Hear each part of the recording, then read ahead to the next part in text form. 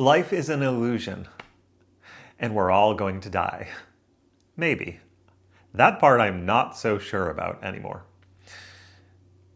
We have these two competing mind streams or belief systems, one of which recognizes the inherent arising and passing away of all things, and everything that you encounter comes into existence and then goes out of existence. Some things take a really long time, like a rock.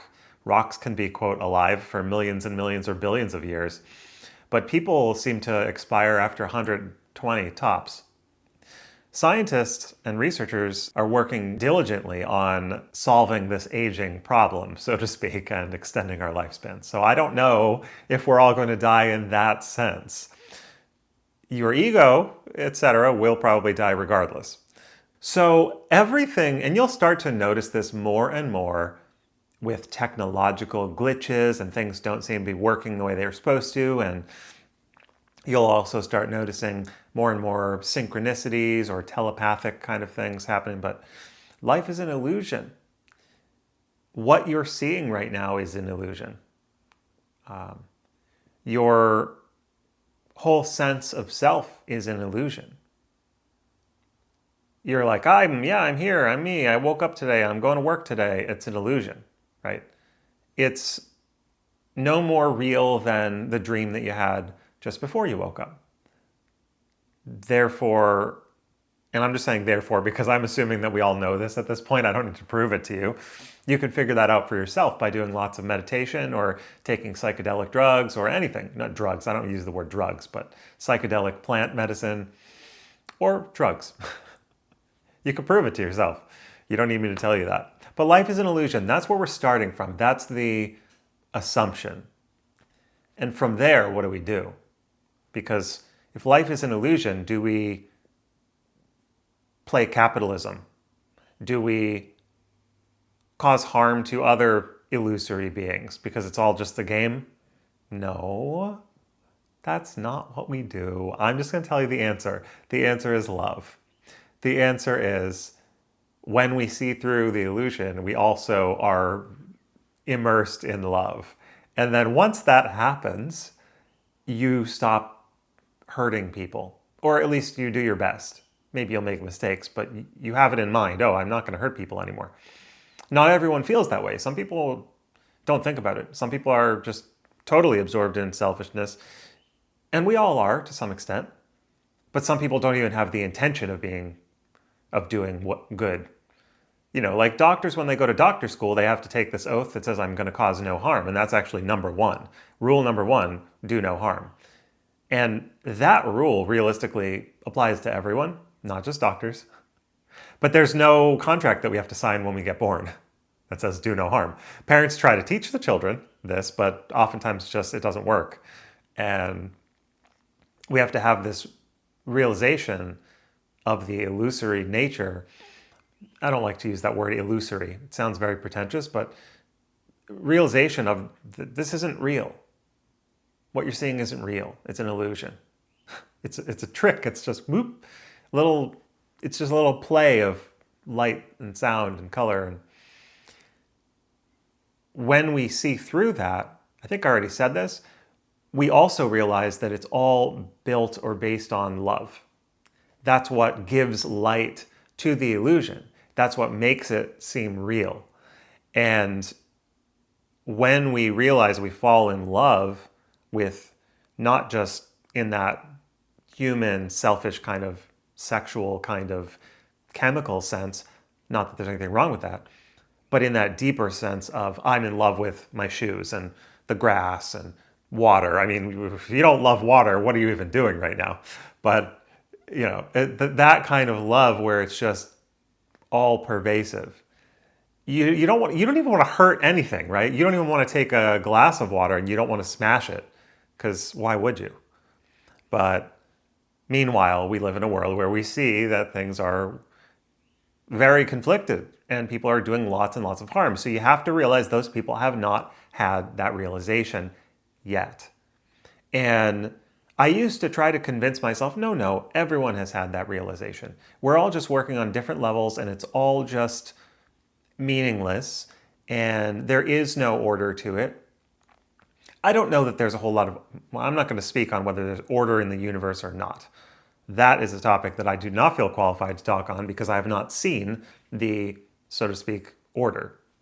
So to speak, so-called order. But I have seen love, so I do feel qualified to speak on that. And it is the fundamental ground of everything, right? There is no anything without love. So I think you can pretty much hang your hat on that and head off to the races. Do you do that? Do you put your... Well, when I said hang your hat on it, I did motion putting your hat on your head, but maybe, I'm not sure what that saying means. You could hang your hat on that. Maybe because it's solid, it's like a support. But you could put your hat on and then you can go off to the races. You'd obviously want to wear your hat at the races because it's going to be sunny out there.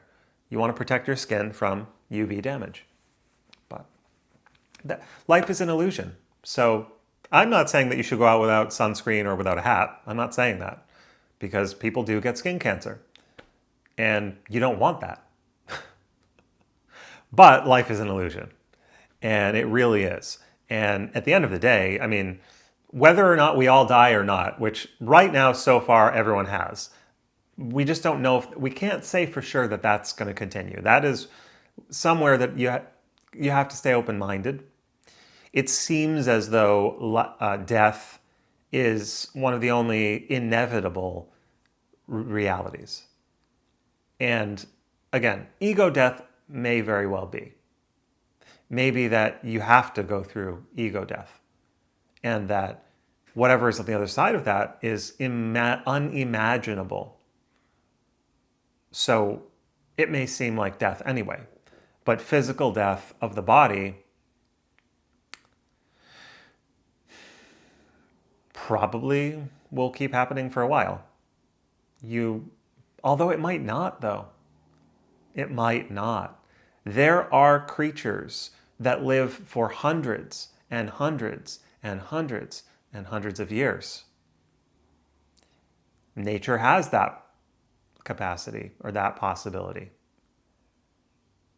We are very inefficient, and I'm just going to go off on this little side tangent right now about life and longevity, and we're very inefficient in some ways, in that we spend most of our time, or at least I do, but you could tell me if this is true for you or not, thinking and worrying and stressing and resisting things.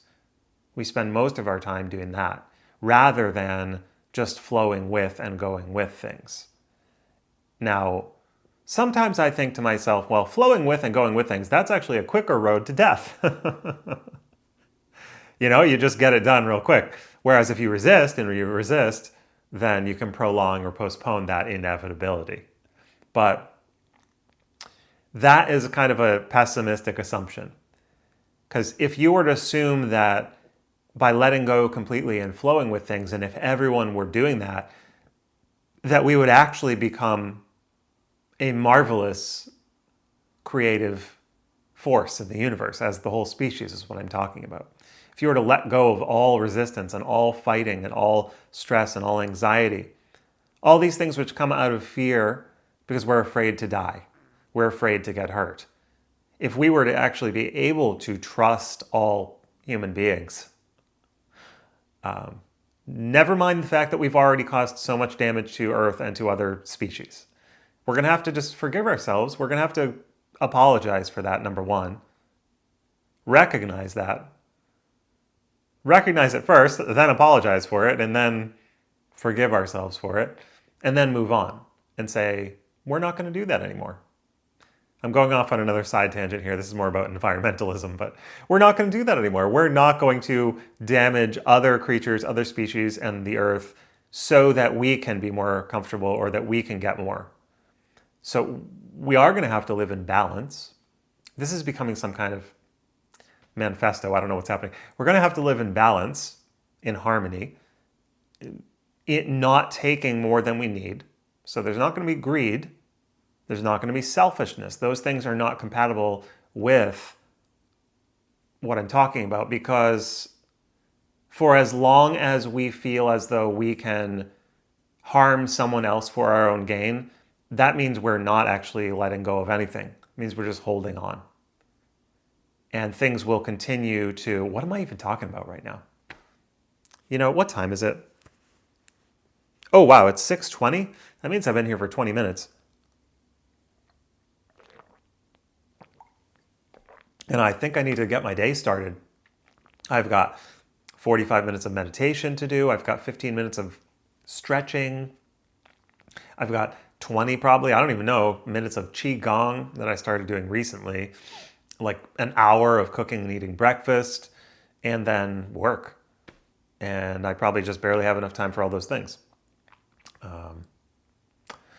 So yeah, that was my spiel. And I said, what did I say at the beginning?